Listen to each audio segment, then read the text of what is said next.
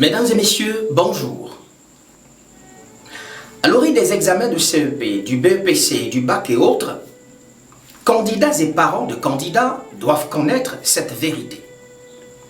Ce qu'on met dans la tête est beaucoup moins important que ce qu'on a dans le cœur. C'est ce qu'il y a dans le cœur qui permet de faire bon ou mauvais usage de ce qu'il y a dans la tête ici. Candidats et parents, jusqu'à la proclamation des résultats, voici ce que vous devez commencer à faire dès maintenant. Vous devez travailler à votre paix et à votre joie dans l'espoir du succès. Car ce n'est pas le moment de penser aux insuffisances et aux défauts. Comment vous y prendre? Voici 2 astuces. Première astuce, dès à présent, ne parlez que de choses qui motivent, encouragent, tranquillisent et remplissent le cœur de sentiments heureux. Vous le savez, la parole est créatrice. L'enfant doit être amené à dire de bonnes choses de lui, de sa performance lors de l'examen et du résultat qui va sanctionner l'examen. Les parents doivent aussi dire de bonnes choses sur l'enfant. Au lieu de vous attarder sur ses défauts, dites plutôt à l'enfant combien il est intelligent et combien il ressemble à Dieu, son Créateur.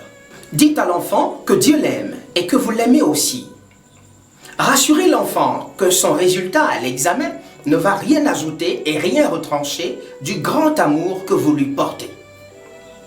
Rassurez l'enfant que Dieu l'a créé pour ne connaître que du succès et que Dieu a déjà tout mis en œuvre pour qu'il réussisse. Dites-lui que son succès ne dépend pas de ce qu'il fait ou ne fait pas, de ce qu'il sait faire ou ne sait pas faire. Dites-lui qu'il va réussir, juste parce que la réussite est dans sa nature. Il est né pour réussir comme l'oiseau pour voler. Dites à l'enfant que ce n'est pas le résultat de cet examen qui détermine ce qu'il va devenir et les grandes choses qu'il va accomplir plus tard. Dites-lui et faites-lui dire des paroles gentilles, remplies de paix, de joie et de confiance. Parents, vous ne devez parler que pour aborder tout sujet sous un angle heureux. Ne soulevez que les aspects positifs des choses. Ne voyez que le bon côté des choses. Cette culture doit être imposée à tous les membres de votre foyer. Car toute parole qui n'est pas dite à propos comprime, déprime et supprime l'espérance. Et il est difficile, très difficile, de penser ces blessures dans le cœur. Plusieurs ont échoué à cause des effets néfastes des mauvaises paroles entendues. Deuxième astuce, ne faites que des actions qui purifient la conscience des remords et remplissent le cœur d'assurance.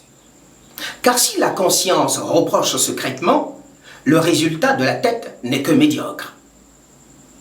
Pour l'enfant, c'est le moment de multiplier de bonnes actions à la maison, à l'endroit de ses parents, de ses frères et sœurs.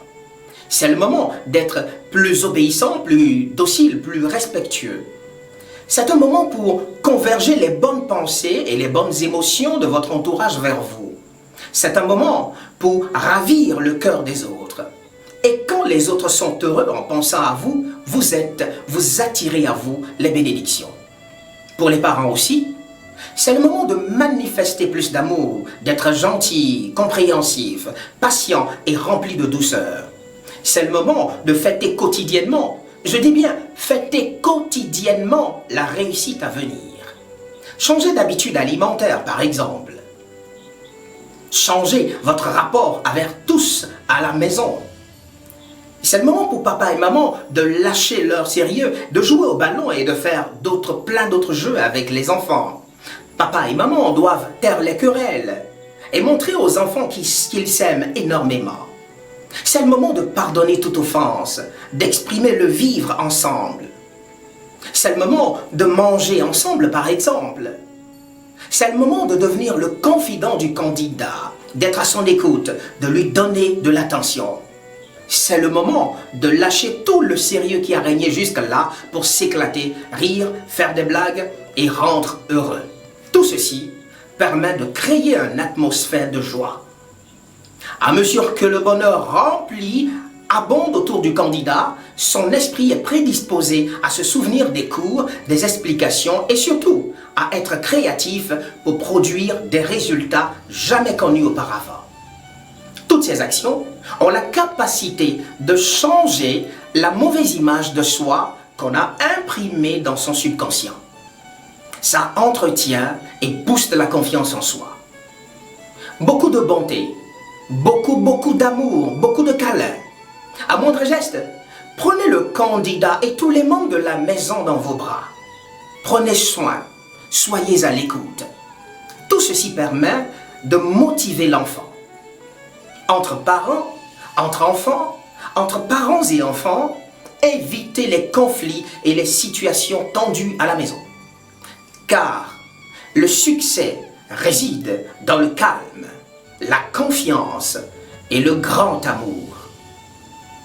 En toute chose, sachez que Dieu veille. Dieu veille. Dieu veille. C'était Mathias Nyolofon. Si vous avez aimé ce numéro, partagez, likez, commentez et surtout, abonnez-vous à votre chaîne Avata Doxa. À très bientôt.